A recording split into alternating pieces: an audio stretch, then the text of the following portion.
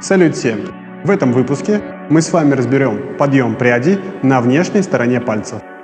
Сначала мы с вами разберем подъем пряди вертикального пробора в теменной зоне. Для подъема пряди вертикального пробора в теменной зоне позиция тела находится на одной из сторон височных зон – правой стороны или левой.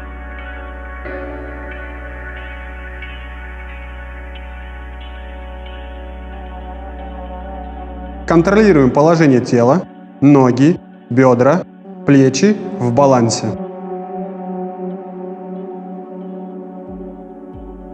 Выделяем секцию, ориентируясь на длину указательного пальца с помощью расчески и кончиков пальцев.